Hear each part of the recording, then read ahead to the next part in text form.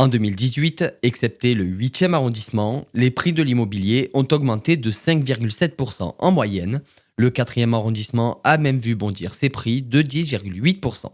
La ville de Lyon est dynamique et il fait bon y investir dans l'immobilier, mais toutes les zones ne sont pas forcément propices à d'éventuelles plus-values. Aujourd'hui, on vous donne 5 quartiers où investir à Lyon. Cette vidéo est faite en partenariat avec la FNAIM. Premier quartier, le 8e arrondissement. C'est le secteur phare du moment. Le quartier est en pleine évolution avec l'arrivée prochaine du T6 ou encore celle d'IKEA dans le Grand Paris.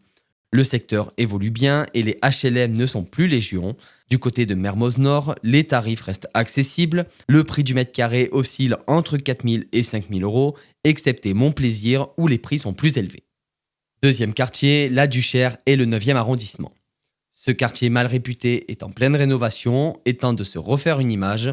De nombreuses infrastructures ont remplacé les hangars et les investisseurs d'il y a 30 ans se frottent déjà les mains. Une nouvelle clientèle est attendue d'ici les 10 prochaines années. Les tarifs sont des plus abordables dans la ville, 3 300 euros du mètre carré. Troisième quartier, le 7e arrondissement. On retourne dans le sud de Lyon où la population étudiante est très présente, tout comme les classes moyennes. En plus d'un investissement permettant de louer le bien, le quartier des Girondins est par exemple très bien coté. Les immeubles construits entre 2010 et 2015 sont sujets aux plus-values, comptés entre 4 000 et 5 000 euros du mètre carré. Quatrième quartier, les Pentes de la Croix-Rousse. Ce quartier, déconnecté de la ville, mais accessible par les transports en commun et avec son ambiance de village plaît beaucoup. Le secteur est toutefois très demandé et l'offre se fait rare. Les prix restent toutefois raisonnables pour le moment, entre 4 500 et 5 000 euros du mètre carré. Et enfin, cinquième quartier, la Presqu'île.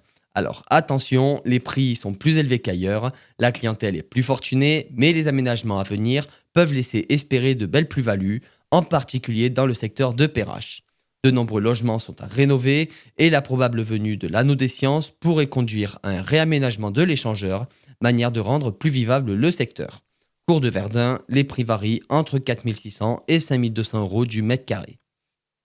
Dans tout cela, il y a toutefois des secteurs dont il faut se méfier. La place des Jacobins, bien qu'attrayante en termes d'emplacement, coûte très cher. On peut trouver certaines annonces avec des biens rénovés de l'ordre de 10 000 euros du mètre carré. Autre lieu à éviter, les communes de l'Ouest lyonnais.